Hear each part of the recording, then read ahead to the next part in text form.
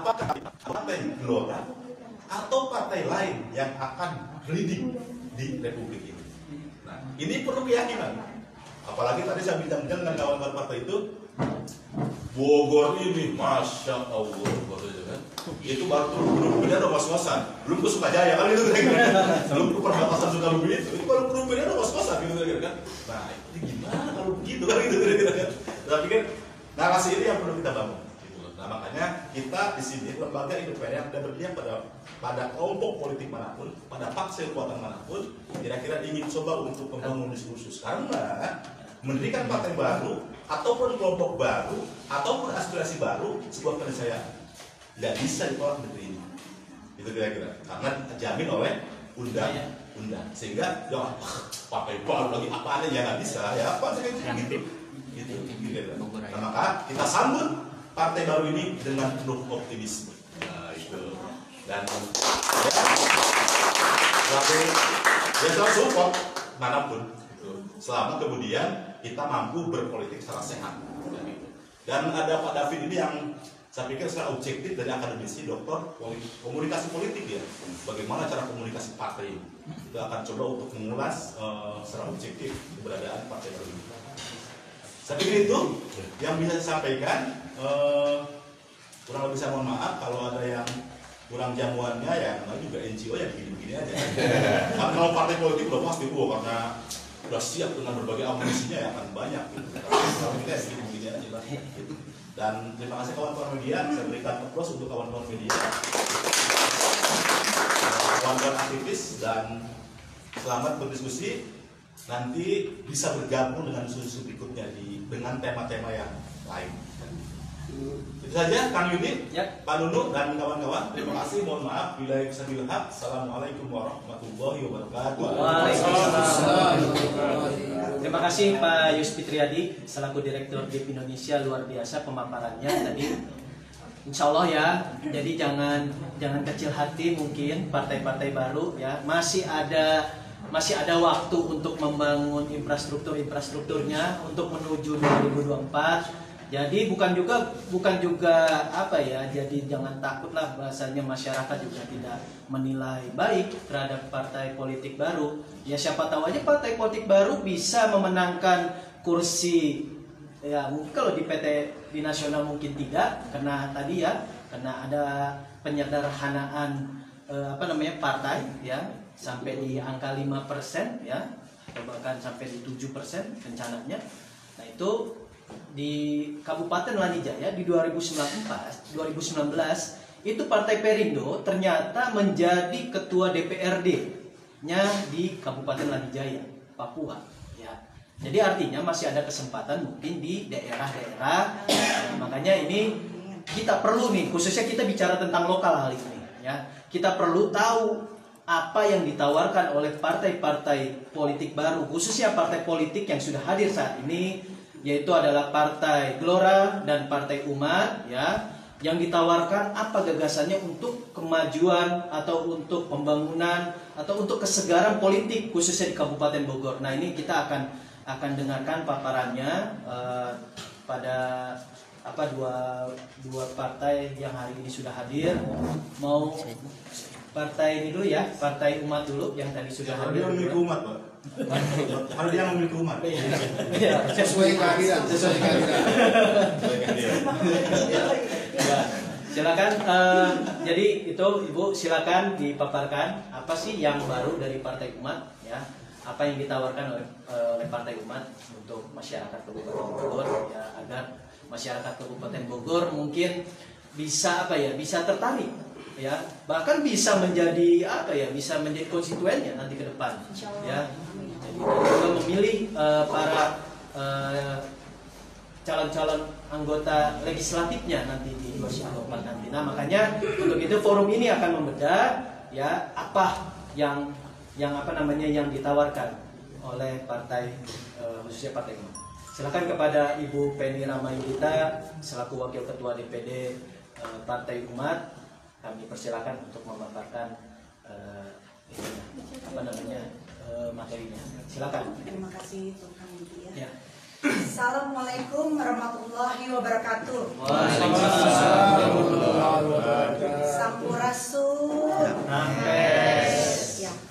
Sebelumnya saya ingin mengucapkan terima kasih kepada lembaga DIP yang telah memberikan kesempatan pada kami partai baru untuk silaturahmi kepada para sahabat-sahabatku, saudara-saudaraku semua yang ada di sini, dan insya Allah akan diperkenalkan dengan masyarakat luas di sana. Terima kasih untuk Bapak Yus sudah memberikan kami ruang dan waktu. Ya, sebelum saya melanjutkan, mungkin saya akan menceritakan bagaimana kronologi dari Partai Umat sesungguhnya. Partai Umat dideklarasikan pada tanggal 29 April 2021. Azas Partai Umat, rahmatan lil alamin. Semboyan, lawan kezoliman, tegakkan keadilan. Allahu Akbar. Seperti yang Allah Subhanahu wa Ta'ala menyampaikan, al-amru bil ma'ruf dan al-nahya anil munkar, serta al-amru bil adli dan an-nahya uzulumi. Allah memerintahkan pertama menegakkan kebajikan dan memberantas keburukan, menegakkan keadilan dan memberantas kezaliman, seperti dalam semboyan, lawan kezaliman, tegakkan keadilan. Kata umat sendiri diambil dari Al-Quran. Prof. Amin Rais, bagaimana beliau tidak sembarangan untuk mengeluarkan nama dari Partai Umat tersendiri. Partai Umat diambil dari Al-Quran, yang dimana di dalam Al-Quran disebutkan umat 64 kali. Umat bisa mencakup arti luas, bisa umat beriman, bisa umat beragama, dan bisa umat seluruh umat manusia. Mengambil kutip bahasa Bung Karno, Mankind is one, yang dimana umat manusia atau kemanusiaan satu. Logo Partai Umat sendiri itu adalah perisai tauhid, yang dimana di dada burung Garuda itu terdapat simbol bintang, yang mana kita ketahui semua simbol bintang adalah melambangkan ketuhanan yang Maha Esa. Kalimat tauhid dalam Islam itu kalimat thayyibah, diibaratkan yakni sebuah pohon yang indah dengan akar yang menjalar ke bumi dengan menjulang tinggi ke angkasa, yang dimana insya Allah Partai Umat akan memberikan manfaat bagi bangsa Indonesia dalam dimana saat kelahirannya dan dalam keberadaannya tentunya dalam ridha Allah Subhanahu wa Ta'ala. Amin. Mengapa harus didirikan partai baru? Itu mungkin menjadi pertanyaan semua para sahabat dan saudara. Mungkin sebagian anak bangsa yang merasa bahwa kondisi negara kita sedang baik-baik saja, tapi mohon maaf sebesar-besarnya tanpa mengurangi rasa hormat terhadap partai-partai senior atau terhadap pemerintah, bahwa sesungguhnya kita sedang berada di ambang krisis sosial, politik, dan ekonomi. Ekonomi yang semakin buruk hingga menimbulkan bisa mengakibatkan resesi dan mengakibatkan depresi.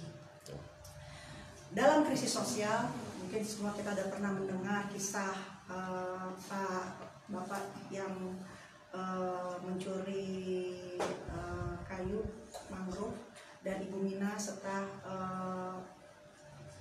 yang divonis untuk mencuri senjata pit. Itulah adalah sebuah krisis sosial yang terjadi di negara Indonesia, yang dimana hukum kurang lebih berlaku sama untuk penjahat yang sudah sekali bertinggi. Nah, itu yang diperlukan oleh suatu. Coba lagi Kak. Udah. Yang dimana itu dibutuhkan oleh suatu partai kita untuk menegakkan keadilan. Disinilah keselarasan yang dibutuhkan. Mengapa Partai Umat dibutuhkan? Itu dia kembali ke pertanyaan dari Bapak Yusadi. Di sini kami memang ini adalah sebuah perjuangan, namun kami mempunyai suatu hakul yakin kepada Allah bahwa Partai Umat akan membuat Center Ulama Kabupaten Bogor, insya Allah, yang dimana itu akan kita mulai start tahfiz Quran, yang dimana itu sudah kami persiapkan, insya Allah di Jalan Muara Beres, Pak. Di mana di situ nanti kita akan kumpulkan semua para kaum ulama center serta para ustazah center di situ semua kita kumpulkan. Karena bagi Partai Umat tidak ada membedakan organisasi Islam yang lainnya, yang dimana Islam adalah satu. Bila mana kita bisa merangkul semuanya, bagaimana kita bisa saling bergandengan tangan, Islam bersatu, disitulah adalah menjadi kekuatan kita. Nah, Partai Umat di sini ya seperti sudah tadi saya jelaskan asal muasal kata Partai Umat, bahwa kita berjuang dengan landasan tauhid dan kitab suci, yang dimana tadi sudah saya jelaskan bahwa kata umat itu diambil dari Al-Quran, dan seperti tadi saya jelaskan sebelumnya bahwa tujuan kami adalah menegakkan keadilan melawan kezaliman.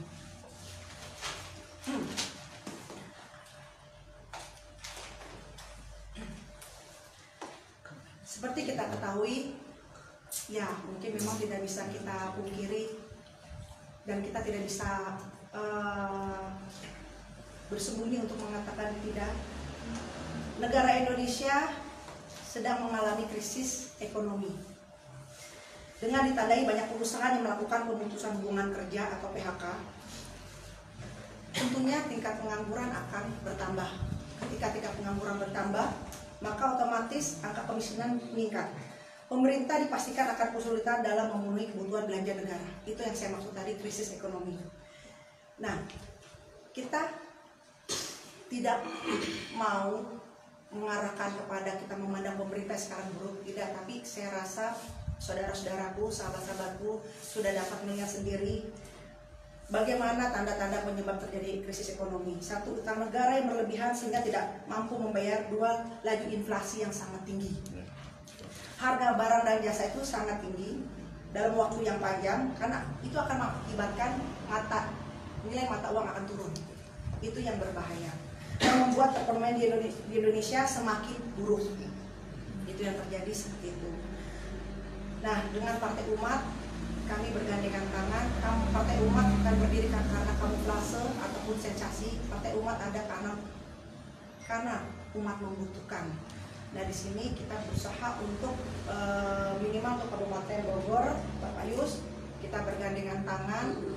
Para kaum ulama, kaum ustazah, dan para santri semua yang dimana kita bergandengan tangan, dan insya Allah setelah ini semua berjalan, semua kepengurusan, alhamdulillah sudah 40 kecamatan yang sudah yang dimana di Partai Umat terdapat tokoh Bapak MS Kabar, yang dimana mungkin para sahabat dan saudara tahu sendiri beliau seperti apa. Dan Partai Umat memang didukung, alhamdulillah di pengurusan kami terdapat Muhammadiyah, MUI, NU, dan alhamdulillah visi misi kami untuk merangkul semua perlahan itu sudah tercapai, walaupun tidak semuanya. Tapi kalau Muhammadiyah ya tentunya karena Pak Amin Rais kan memang ya beliau itu memang berbackground dengan Muhammadiyah, ya alhamdulillah. Dan lagi yang paling bikin saya surprise, KS Kabupaten 212 hadir di sini. Beliau mendukung Partai Umat di Kabupaten Bogor, dan beliau mendukung UKM ya Bu ya. Bagaimana nanti kita akan bekerja sama untuk UKM minimal di Kabupaten Bogor. Dan di sini tentunya saya membutuhkan orang-orang yang mempunyai loyalitas dan mempunyai keikhlasan untuk membangun bersama. Saya sadar kalau ada orang berkata ini kan politik Bu. Ya memang itu untuk mereka yang berkata seperti itu. Tapi kalau untuk saya minimal ada hal baik yang sudah kita sampaikan Ibu ya. Minimal ada hal yang baik yang sudah kita perjuangkan. Setidaknya ada akhirat lah yang sudah kita capai. Nah alhamdulillah saya bekerja sama nanti dengan Ibu Aida sebagai Ketua KS Mart 212 Kabupaten Bogor akan membangun UKM. Akan bagaimana membantu para kaum emak-emak yang notabene perempuan itu adalah bisanya hanya di dapur aja, tidak gitu. Itu kita akan bersatu untuk memperjuangkan itu semua. Yang alhamdulillah 212 bersedia bergabung ya Bu ya, untuk membesarkan marknya, UMKM-nya, untuk membangun minimal kemakmuran di Kabupaten Bogor, minimal itu. Kita sadar pemerintah tanpa rakyat tidak akan bisa berdiri. Kita sadar itu, dan kita pun sadar kalau kita hanya saling menyalahkan tidak akan ada ujungnya, karena siapapun akan merasa benar, siapapun akan merasa partainya paling unggul. Yang bisa kita lakukan adalah pembuktian bekerja.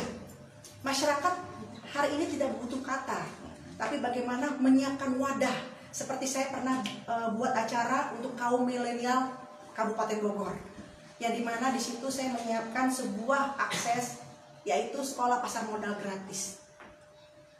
Kita harus menyampaikan kepada masyarakat itu yang di Partai Umat. Selain tentang bagaimana kita menggandeng para ulama, bagaimana menggandeng para ustazah, kita juga ada sistem ekonominya. Yang dimana saya bilang anak-anak bang negara tanpa anak bangsa itu bukanlah negara. Karena mereka nantilah ke depan yang akan menjadi tombak di depan untuk membesarkan Indonesia. Karena itu saya menawarkan kepada kaum milenial, karena saya di pasar modal, bila mana kalian mempunyai uang, mempunyai modal, kalau untuk kita usaha zaman sekarang kan membutuhkan lokasi, membutuhkan tempat, itu butuh pendanaan lagi, ya kan? Di sini nanti saya akan ajarkan kepada kaum milenial. Kenapa saya mengajarkan kaum milenial? Satu, karena saya mempunyai anak, yang dimana saya dengan anak saya pun berusaha untuk dia mandiri dapat mengelola manajemen. Bila dari awal para anak bangsa dapat mampu mengelola manajemen, minimal dia akan mampu mengelola perusahaan, mengelola negara. Itu jadi sebuah dasar. Dan alhamdulillah itu sudah berjalan, dan memang karena kita dibatasi oleh COVID ini, jadi saya menerimanya itu tidak banyak kelas, tapi kita gilir. Dan alhamdulillah pesertanya itu anak-anak kelas 3 SMA. Yang dimana beliau bilang datang ke saya, "Ibu, saya tidak mampu untuk kuliah." Saya sedih kan dengar kayak gitu. Tapi saya bilang, "Coba saya lihat rapot kamu." Dia bilang gitu. "Kenapa, Bu?" "Saya lihat rapot kamu. Saya lihat semua, itu bagus sekali dari rapotnya." Apa saya nggak sedih sebagai ibu? Ini di luar Partai Umat, ya kan? Jadi apa yang bisa saya sampaikan kepada mereka, yaitu adalah perjuangan bahwa tidak ada pun manusia yang tidak berhak untuk maju. Saya bilang itu. Akhirnya saya bilang, ikut sama saya. Mari kita ikut sekolah pasar modal. Saya ajarkan bagaimana cara kalian berwira swasta yang baik, bisa membanggakan orang tua, dan dari uang itu kalian mungkin insya Allah bisa sekolah ataupun bisa mendirikan usaha. Itu yang program-program kami yang akan lakukan ke depan secara ekonomi dan UKM. Dan insya Allah kami sudah koordinasi dengan para DPC, yang dimana di Gunung Putri pun dengan Bapak sudah hadir ya Pak ya. Alhamdulillah bagaimana koordinasi UKM itu sudah berjalan. Di situ sudah ada terdapat seperti Bu Aida lihat di Umat Mart ya Bu ya. Sudah ada Ibu ya, kita Umat Mart ya. Alhamdulillah itu kita sudah mulai berjalan. Jadi di Partai Umat kami menyampingkan sebuah omongan, tapi mendepankan sebuah pekerjaan, gerakan.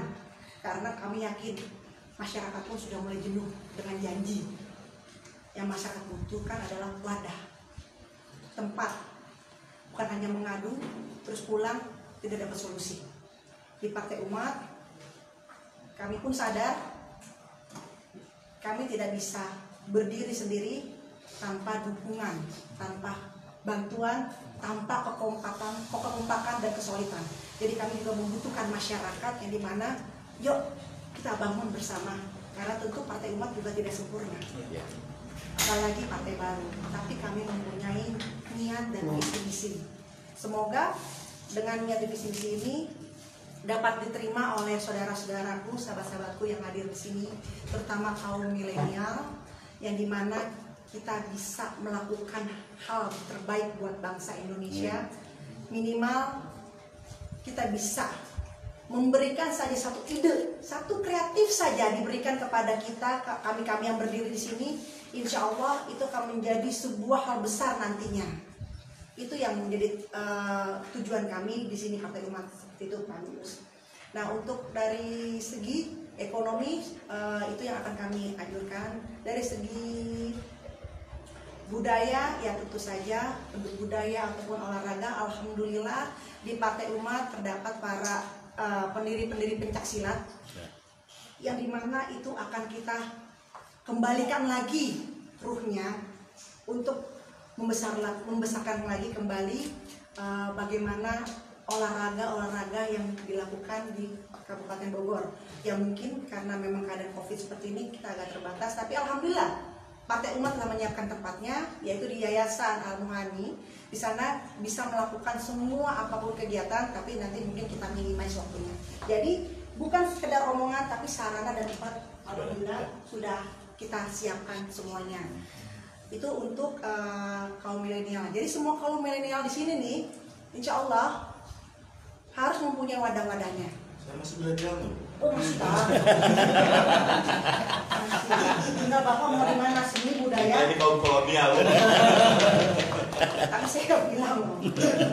Jadi itu kalau milenial, saya bilang gini kepada para sahabat umat, jangan tidak didengarkan kaum milenial, jangan tidak didengarkan kaum emak-emak. Ingat, dua itu adalah yang menjadi sebuah hal besar di Indonesia. Kenapa kaum milenial? Saya bilang, kami menyiapkan untuk kaum milenial, mereka hobi musik, alhamdulillah kami siapkan. Mereka hobi wiraswata, insya Allah kami siapkan. Mereka hobi olahraga, insya Allah kami siapkan. Jadi bukan dengan kata-kata, tapi pembuktian, yang dimana mereka bisa. Dulu saya punya kafe, jujur saja. Nah kafe di saya itu di situ ada studio musik. Kaum milenial saat itu bebas main musik di situ. Tidak saya pungut bayaran sekalipun, tapi dengan satu syarat, tidak boleh narkoba. Itu aja syaratnya, tidak boleh drugs, tidak boleh berminum-minuman, itu aja syaratnya. Nah, kenapa saya menyiapkan itu? Agar orang tua juga aman ketika anaknya keluar rumah, kemana? Oh tujuannya ke sini. Ya memang saya siapkan dan tidak saya pungut bayaran sekalipun, tidak ada itu. Nah itulah kita siapkan wadah-wadah seperti itu. Nah semoga harapan saya, semoga Partai Umat dapat diterima di Kabupaten Bogor. Amin. Semoga kita bisa bergandengan tangan semua, minimal yang kita lihat adalah penerus-penerus kita selanjutnya yang harus kita selamatkan. Karena kalau kita hanya berdiri di tengah ego kita, itu akan sulit. Tapi saya hanya satu prinsip saya, niat baik insya Allah tidak akan bohong. Itu prinsip saya. Niat baik insya Allah akan selalu jalannya. Itu prinsip saya seperti itu. Nah di Partai Umat ini seperti tadi sudah saya sampaikan bahwa landasan kami adalah tauhid dan kitab suci. Saya hari ini duduk di sini diberikan kesempatan ingin mengajak para sahabat dan saudara, yuk mari bergabung dengan Partai Umat. Kita berjuang, kita besarkan Indonesia ya. Takbir. Allahu Akbar. Allahu Akbar. Allahu Akbar. Ya, oke, sekian terima kasih untuk waktunya Pak. Assalamualaikum warahmatullahi wabarakatuh. Semakin menarik ya perbincangan diskusi kita pada hari ini. Ya, tadi Partai Umat sudah memaparkan sedikit tentang apa yang sudah dilaksanakannya, ya, bukan hanya kata-kata katanya, tapi perbuatan. Mudah-mudahan ya itu benar-benar bisa direalisasikan ketika memang Partai Umat sudah dipercaya oleh masyarakat Kabupaten Bogor khususnya. Kita tunggu janji-janjinya. Ya. Boleh kita mulai sekolah pasar modal.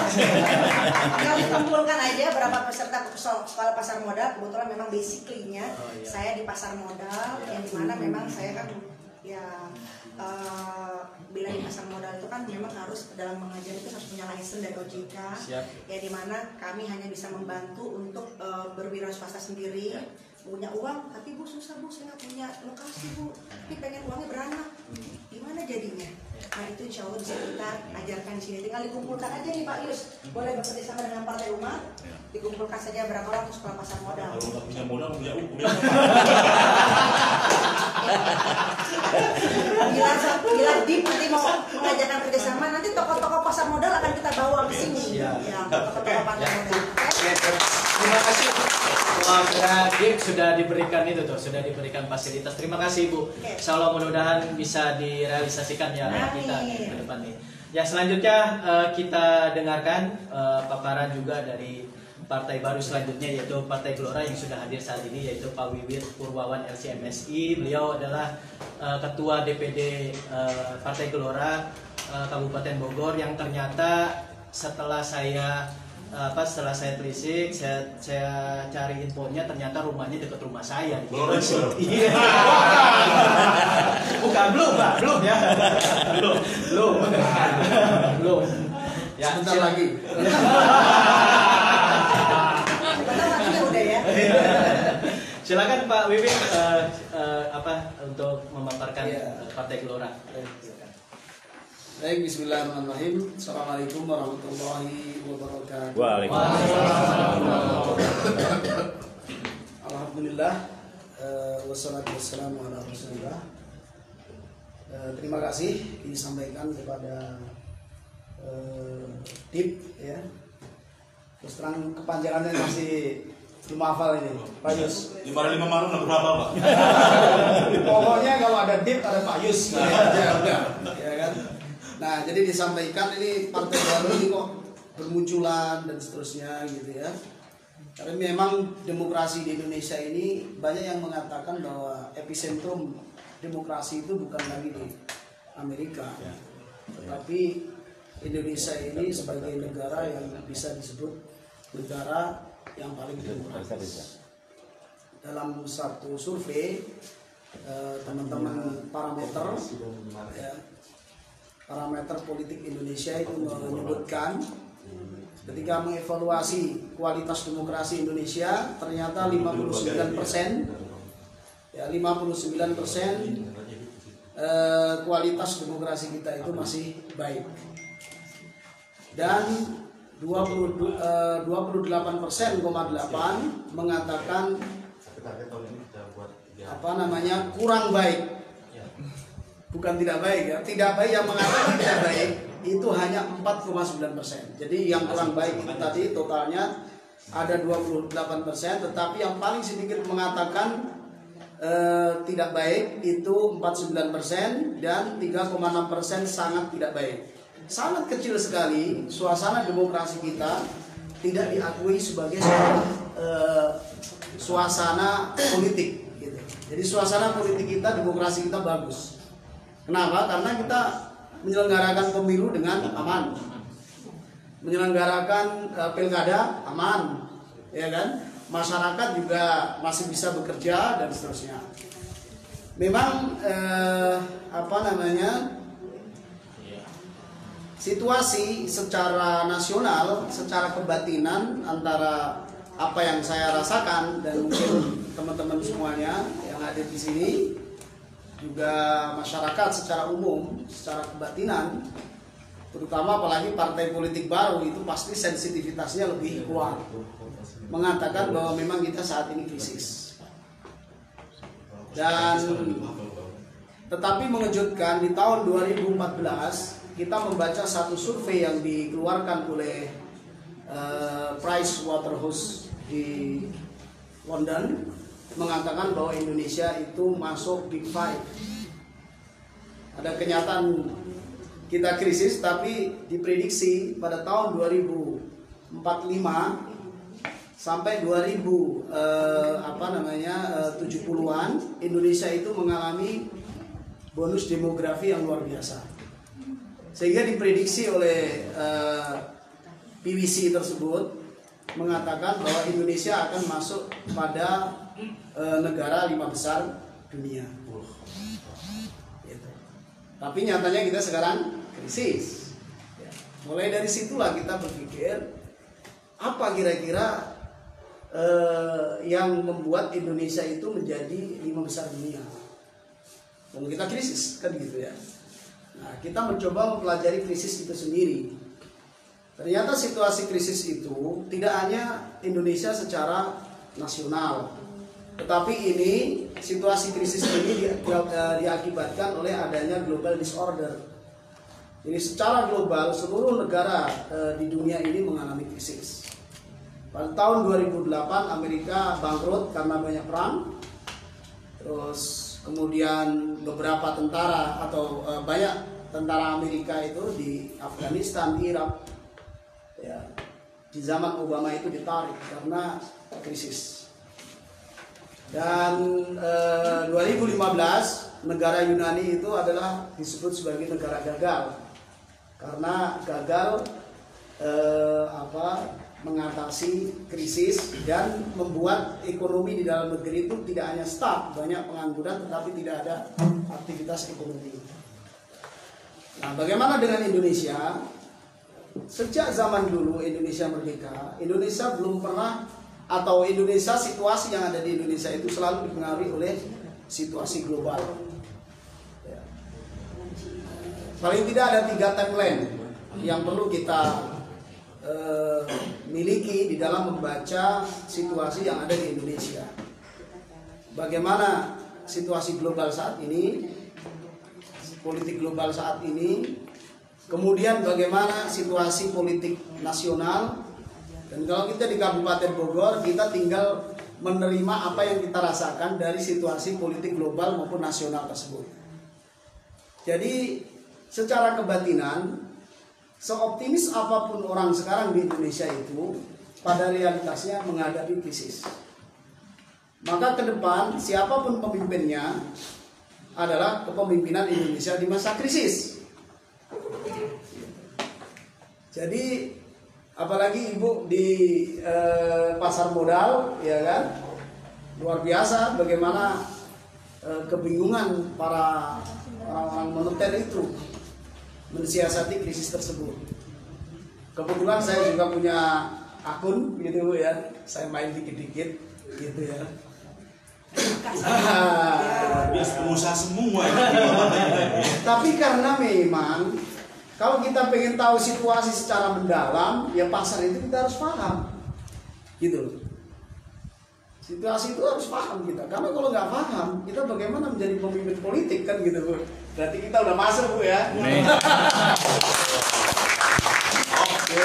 Jadi ada 2 latar belakang itu kenapa Partai Gelora lahir. Ada optimisme, yang kedua ada krisis. Krisis global dan akan menciptakan krisis nasional. Begitu. Lalu apa yang ditawarkan? Ada 3 tawaran, atau ada 2 ya, ada 2 tawaran yang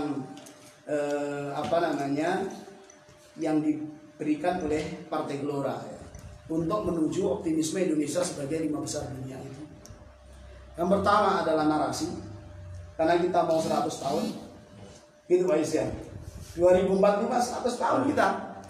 Nah, kira-kira setelah misalnya kalau kita mengaca ke Turki, 100 tahun Turki itu kan, juga 2023 besok Turki itu udah 100 tahun umurnya. Tapi Turki keluar dari krisis, membayar tuntas itu hutangnya IMF, bahkan menjadi negara donor, menyelamatkan Somalia dari hutang IMF, dan bahkan sekarang duit Turki itu ada di IMF. 100 tahun. Nah, kita bagaimana nih utangnya kita banyak. Pasar modal itu Pak. Ya. Utang kita tambah banyak kan gitu ya. Jadi narasi ini kita kita kaji sedemikian rupa sehingga kita juga mempertimbangkan apa-apa yang harus dipersiapkan oleh bangsa Indonesia. Yang kedua adalah leadership. Dari sejarah yang kita alami mulai dari zaman Bung Karno, zaman Pak Harto, sampai kepemimpinan era reformasi, artinya kepemimpinan kita itu merupakan kepemimpinan yang mohon maaf ya, sangat didikte oleh situasi global tersebut. Hanya di zaman Bung Karno saja Indonesia itu belum masuk dalam trap ya dunia baru, gitu loh. Ketika pergantian Pak Harto masuk kita dalam trap sebagai sub negara yang menjadi diantara agendanya adalah pembangunan. Yang kita tahu pembangunan tersebut adalah dari IMF. Ya, saya data yang terbuka sekali, gitu ya. Nah, setelah 20 tahun reformasi, kita juga mengalami hal yang sama. Ketika terjadi krisis global, pertarungan dagang antara Amerika dan Cina, gitu ya, bergesernya modal, gitu kira-kira kan gitu ya. Bergesernya modal itu, atau yang disebut sebagai globalis itu bergeser dari Amerika ke China dengan terbentuknya Bank Asia ya, infrastruktur, dan kita masuk di pemerintahan Pak Jokowi 2 periode ini, kita masuk ke sejarah yang sama kira-kira apa yang dialami oleh Pak Harto waktu itu. Nah, kita nggak tahu juga setelah ini mau kayak gimana, begitu kan ya. Ini saya kira satu-satunya jalan politik yang bisa mengintervensi apapun yang terjadi di Indonesia ini adalah jalur politik. Dan jalur politik yang konstitusional itu adalah partai politik. Maka lahirlah Partai Gelora. Nah, optimisme ini, narasi Indonesia menuju 5 besar dunia ini memang yang mencetuskan atau yang melakukan pioneering itu adalah Partai Gelora. Tetapi narasi ini hak milik kita bersama.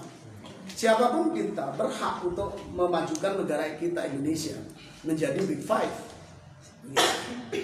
Nah, ada 3 parameter yang menjadi kategori negara besar tersebut. Yang pertama adalah unggul di dalam bidang ekonomi. Artinya kalau sekarang itu minimal kita punya penghasilan per kapita itu per orang itu minimal sebulan 10 juta. Iya. Kalau kita sudah 10 juta per orang, Daya beli ya. nah itu kita negara maju. Sebenarnya kalau dari terminologi Islam itu simple banget. Jadikan semua rakyat itu sebagai muzaki. Jadi kalau sekarang itu sudah punya penghasilan 6,4 juta per bulan, dia sudah terkena zakat profesi. Nisab zakat profesi. Nisab, kalau kita penduduk Indonesia semuanya itu sudah punya nisab, udah kaya kita Pak. Cuman kenapa ini sistem ekonomi kita tidak ada hubungannya dengan pertumbuhan di level di level formal maupun informal ya. UKM kan susah juga daftar gitu loh. Diakui sebagai sebuah usaha, dan padahal nyatanya UKM ini meskipun pajaknya sedikit mestinya boleh diakui gitu ya. Jadi sehingga permodalan begitu larinya kemana? Ke industri-industri besar. Padahal itu tidak kuat, sangat rentan terhadap ya berbagai macam masalah perekonomian lah ya. Saya tidak mengatakan bagaimana pembelokan dana itu, BLBI segala macam, mulai dari zaman reformasi sampai sekarang itu dana besar untuk infrastruktur besar. Tapi kemana? Coba kita punya 100 triliun, kita bagikan di Kabupaten Bogor ini untuk UMKM level kecamatan. Gerak kita. Gerak kita. Saya negara Bogor gitu. Ya? Ya, negara Bogor. karena Indonesia ini lah, karena Indonesia akan punya mestinya gitu ya, mestinya punya APBN yang lebih besar kan gitu. Kalau level kabupaten 100 triliun atau misalnya 500 triliun katakanlah, tidak mustahil juga kita bisa kembangkan begitu kan. Cuman kita itu kadang-kadang karena kita levelnya nggak naik-naik, mau mimpi besar itu kita ada pembatas gitu, ada trauma persepsi. Jadi sehingga rakyat kita itu, apalagi secara budaya kita di Jawa ini kan, atau seluruh Indonesia barangkali ya, karena tanah kita ini subur segala macam, tidak punya sentrisisnya, nggak ada gitu. Yang penting masih bisa makan, ngopi, ini udah beres, nggak usah mikir jauh-jauh begitu.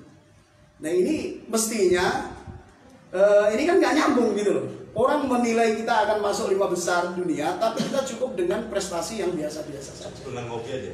Hah? Cukup dengan ngopi aja. Iya. Mestinya bisa bikin Bikin kopi Pak. Kopi kita juga kalau nggak kita sekarang ngopi-ngopi lagi gitu kan ya, petani kopi banyak yang mati Pak kemarin kan. Nah jadi dua itu di narasi dan kepemimpinan nasional. Kepemimpinan nasional yang bagaimana? Nah, ini kita juga di Partai Gelora ini juga terus mencetak para pemimpin.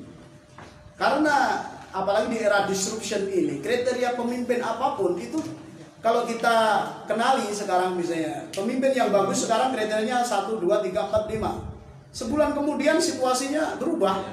Kayak Langsung Anies Mata lah ya ideal ya. Kayak Anies Mata ideal ya. Bukannya artinya Gelora itu tidak hanya Anies Mata gitu. Iya kan? Gelora itu tidak hanya Anies Mata atau Fahri Hamzah. Kira-kira begitu. Bapak teman-teman semua yang muda-muda di sini ya kan, tinggal dilanjutkan aja Bang. Idenya juga sangat open gitu kan. Sangat open sekali gitu. Sangat open sekali. Jadi kriteria pemimpin yang bagaimana, ya kita sekarang bangun bareng-bareng. Siap. Supaya, tapi ada satu kata kunci yang mesti kita miliki adalah yang namanya relevansi. Yang namanya relevansi. Di era disrupsi ini, Pak, kita sampaikan sekarang kayaknya hari ini misalnya kita dapat informasi sangat penting misalnya gitu ya. Nanti malam itu sudah nggak penting lagi. Itu era disruption itu begitu. Makanya perlu betul-betul memiliki pribadi-pribadi Indonesia itu, terutama anak-anak yang dikenal sebagai milenial yang akan mengalami bonus demografi itu tidak cukup dengan pikiran-pikiran yang jangka pendek. Harus selalu mengupgrade terus gitu. Sekarang misalnya Kabupaten Bogor siapa bintangnya misalnya? Pertanyaan selanjutnya, apakah 2024 nanti akan relevan? Bintang bola artinya. Bintang bola. Bintang apapun. Bintang apapun di mana kita berada. Kalau di politik misalnya bupati yang incumbent 2024 misalnya. Pertanyaannya relevan lagi atau enggak? Gitu. Saya bukan tahaddi artinya Mulai. Bukan saya mengingat. Terus ya saya pun juga sekarang menjadi ketua DPD Gelora Kabupaten Bogor misalnya gitu ya. Kalau dinamika politik di Kabupaten Bogor atau di dalam Gelora itu, wah setelah itu ada pemimpin yang lebih moncer lagi ya. Saya juga kalau masih bertahan ya harus mempertahan relevansi. Tapi kalau enggak ya lewat gitu. Makanya ada dua hal itu yang kita tawarkan dan parameter yang yang diberikan itu jelas. Kalau Indonesia mau maju 5 besar dunia, pertama ekonomi harus maju. Yang kedua adalah militer. Ya kan? Sekarang Menhan dapat anggaran 1,7 triliun, 1.700 sekian triliun. Kuadrat. Hah? Kuadrat. Tapi kata Pak Fadli ini untuk proyek 25 tahun. Ya kecil lah. Kecil sekali itu. 25 tahun, Pak. 1,7. Kalau saya nggak mau. Cuma 2,5. Saya bilang ke Pak Prabowo, habiskan sekarang, Pak. Jangan usah nunggu 25 tahun. Gitu loh. Jadi militer kita mesti kuat, kekayaan kita banyak yang mesti harus kita amankan. Tetapi ada satu sisi yang lain, kita juga punya sesuai dengan konstitusi kita. Kita itu juga negara yang paling pionir dan terdepan harusnya menjadikan kehidupan dunia yang damai. Gitu. Artinya kita nggak bisa bergaya, misalnya kalau kita maju bergaya sebagai negara hegemonik begitu, di mana-mana menciptakan perang, itu tidak bisa. Karena apa? Bertentangan dengan konstitusi kita. Jadi kira-kira itu kita nanti akan menjadi negara maju tapi dermawan. Gitu. Negara maju tapi dermawan, negara kaya tapi dermawan. Surga, surga indah sekali, Pak. Gitu kan? Nah, militer kita mesti kuat, gitu. Karena kita militer kuat itu bukan untuk perang kan? Kalau di dalam terminologi Islam kan jelas, wa'iddu lahum mastata'tum min quwwah. Bukan untuk perang tafsirnya. Tetapi tafsir dari ayat wa'iddu lahum mastata'tum min quwwah itu adalah kumpulkan segala macam kekuatan supaya tidak terjadi perang. Bisa pindah partai umat semua ke sini, Pak. Supaya tidak terjadi perang. Oke, kita lanjutkan. Yang ketiga ada. Ya, kembali lagi relevansi mana ini? Ya kita terbuka saja. Perjalanan kita masih jauh kan. Yang ketiga adalah teknologi. Jadi teknologi kita, ya mesti teknologi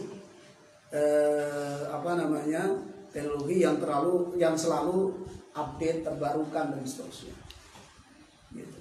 Gara-gara cetak Samsung aja, Korea itu sudah langsung bisa mengungguli Jepang. Gitu kan.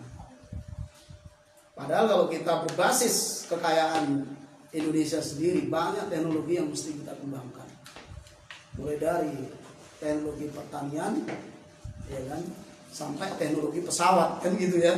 Dari ujungnya ke ujung itu sudah pernah ada yang melakukan, kan begitu. Industri strategis kita itu sudah luar biasa, pionir-pionirnya udah banyak. Tinggal kita memiliki ketersambungan sejarah. Anak muda sekarang jangan berpikir hanya setelah kuliah, habis itu kerja, nikah, punya anak, habis itu udah selesai. Nggak ada tanggung jawab secara nasional gitu ya. Kita punya bangsa ini mau kemanakan gitu. Ketika Anda memilih politik itu nanti, politik Anda yang Anda pilih itu mau membawa kemana gitu. Mau membuat masa depan baru atau akan masuk kepada jurang yang sama. Jadi ini memang shifting civilization sekarang ini luar biasa mengerikan, Pak. Kalau kita salah langkah, kita akan masuk trap kembali lagi. Dan untuk keluar trap ini kita menunggu, itu masalahnya. Menunggu orang lain yang menggoda kita itu lemah. Kalau orang lain yang menguasai kita udah lemah, baru kita mau krekel-krekel lagi. Kita mau begini-begini. Tapi kalau misalnya kita nggak canggih-canggih juga, masuk lagi kita ke trap lagi 100 tahun lagi. Gitu. Mau begitu lagi 100 tahun lagi, ya kan? Terus itu Indonesia akan menjadi media-media itu ya, terus akan mengadu terus begitu ya. Tidak ada ketenangan. Gitu. Jadi kira-kira itulah yang ditawarkan oleh Partai Gelora secara ide, dan semuanya bisa dibaca di buku-bukunya Pak Anies Mata, Pak Fahri Hamzah, rekam jejaknya para pimpinan kita, ya kan? Karena kalau untuk Kabupaten Bogor terus terang Pak Yus kita juga lagi belajar bagaimana mengenali lebih mendalam Kabupaten Bogor ini, sehingga pada saat Indonesia menjadi 5 besar dunia itu Bogor adalah pilar yang kuat untuk menyatakan diri kita. Gitu ya. Kalau sekarang mau mekar jadi 3, ntar lagi mungkin provinsi kan begitu. Gitu kira-kira kan begitu ya. Karena orang makin besar, Pak. Karena kita prediksi juga pada tahun nanti 2070 setiap kecamatan yang ada di Kabupaten Bogor itu akan berpenduduk kira-kira 1 juta. Kebayang nggak itu kebutuhan air bersih kita? Bagaimana kita membuang sampah kita? 1 juta loh, Pak. Di Cilengsi itu aja itu sekarang berapa? Cilengsi itu kalau dapil ya, karena kita partai politik, dapil Cilengsi itu kan suaranya 300-an sekian ribu. Gitu. Itu yang punya luar biasa. Penduduk Kabupaten Bogor total 5.600.000. 5.600.000. Gitu. Kalau per kecamatan nanti 1 juta, apa yang akan kita buat? Luar biasa kan? Nah, ide-ide tentang penguatan teknologi, militer, kemudian ekonomi tadi, ya kita di Kabupaten Bogor akan mengarah ke sana, termasuk penguatan ekonomi, pertumbuhan ekonomi jangka panjang. Apa itu pertumbuhan ekonomi jangka panjang? Sudah ya? Oke, bisa dibaca di Play Store. Itu ada ininya Partai Gelora. Siapa formulir? Sebagai oh nggak perlu, Pak, kita nggak perlu formulir karena kita pakai platform digital. The first partai pakai platform digital. Bisa di App Store maupun di Play Store Partai Gelora Indonesia. Terima kasih Pak Yus dan teman-teman dari DIP dan juga kawan-kawan yang hadir baik dari media maupun masyarakat, juga anak-anak muda. Selalu optimis, insya Allah kita menuju 5 besar dunia. Terima kasih. Assalamualaikum warahmatullahi wabarakatuh. Waalaikumsalam warahmatullahi wabarakatuh. Menarik sekali tadi paparan dari Partai Gelora, sangat-sangat dalam ya, saking dalamnya kita jadi berbicara tentang luas ya, tentang internasional, tentang nasional. Dan juga bukan hanya ini yang digaungkan 5 besarnya itu bukan hanya internasional maupun nasional. Ternyata Partai Gelora juga Pak Ketua menggaungkan bahwa adanya Partai Gelora di Kabupaten Bogor menjadi 5 besar partai di Kabupaten Bogor. Itu yang saya baca. Bukan begitu Pak Ketua ya? Itu yang saya baca, betul ya? Targetnya lebih dari besar. Lebih daripada itu. Ya mudah-mudahan dengan tadi yang disampaikannya melalui narasi konseptual dari yang ditawarkan oleh Partai Gelora, mudah-mudahan bisa tercapai ya target-targetnya dan bisa menginspirasi para calon konstituennya gitu Pak.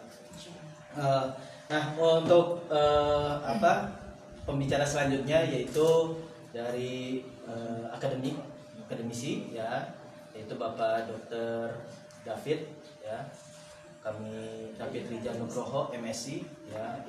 Kepadanya kami persilakan. Ya, adanya Korea saja, Pak. Bismillahirrahmanirrahim. Assalamualaikum warahmatullahi wabarakatuh. Waalaikumsalam. Ini sahabat saya, mitra diskusi. Jadi beliau yang mengukuhkan sebagai ahli komunikasi politik, dan pertama kali saya bicara di sini sebagai ahli komunikasi politik loh.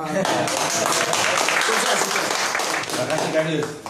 Padahal saya mengajar mata kuliah komunikasi politik itu hampir 5-6 tahun di kampus. Belum pernah diundang nih, jadi perdana saya ngomong politik di sini. Hanya kita yang paham Bapak. Karena dia paham saya cerita udah. Dan itu pun tadi malam baru dikasih tahu ya. Akhirnya tadi pagi saya sempat bikin, kalau orang kampus harus bikin paper ya. Saya sempat bikin tadi makalahnya sedikit, tapi mungkin tidak terlalu dalam.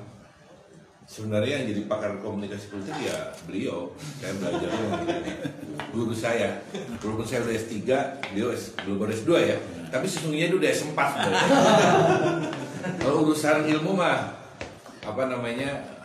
beliau salah satu pengamat politik yang pertama di Bogor lah, kira-kira begitu ya. Kemudian persoalannya mah dia malas ngasihin S3-nya aja kan gitu, sibuk dengan urusan riset ya. Kalau saya karena nggak ada kerjaan jadi kampus terus saya S3-nya gitu. Baik Bapak Ibu sekalian, data saya sih baru 4 partai. Kalau Kang Yus mungkin lebih tahu karena emang tiap hari bergelut urusan partai. Ada Partai Gelora, Partai Umat, Partai UMKM, Masyumi Ribon. Benar dong? Masyumi Ribon. Disebutnya Masyumi Ribon. PDRI. Jargonnya Masyumi Ribon. Saya sih melihat PT 4% itu masih cukup moderat. Iya. Sebagai angka yang efektif untuk sebagai alat untuk strategi parpol. Karena pada akhirnya kan sebenarnya mimpi kita kan melahirkan sebuah parpol yang nggak banyak gitu ya. Seperti juga di Amerika hanya ada Partai Demokrat dan Republik bertahun-tahun, sehingga terjadilah stabilitas demokrasi. Sebenarnya kan itu yang kita capai. Tapi tampaknya karena rejim terus berubah, konstelasi berubah, saya baru dengar katanya nanti bakal jadi 5,5% gitu ya. Buat partai-partai mediocre tengah bawah itu luar biasa berat. 5,5% ya. Padahal kita tahu misalnya PSI sebagai partai baru gagasannya kan luar biasa, anak muda. Untuk dapat 4% aja nggak nyampe gitu. 2, cuma hanya 2, ya. Masih untung ya di daerah masih dapat kursi, tapi pada level nasional dia nggak bisa apa-apa. Saya sebagai pengamat komunikasi politik 4% ini masih cukup moderat lah ya. Mudah-mudahan sih nggak berubah gitu. Tapi kan semuanya tergantung apakah undang-undang pemilunya akan dirubah atau tidak ya. Pileg 2024 kita kan melihat begitu ya. Ya, cukup berat ya dengan melihat hasil nanti saya akan paparkan hasil survei terbaru bahwa partai besar dengan baru ya yang punya jaringan media dan dana yang besar pun tidak ada jaminan lolos. Tiap malam saya mau tidur itu kalau habis nonton Ikatan Cinta selalu ada Masnya Perindo, bener nggak sih? Iya. Habis nonton Ikatan itu Mas Perindo itu udah bertahun-tahun lalu.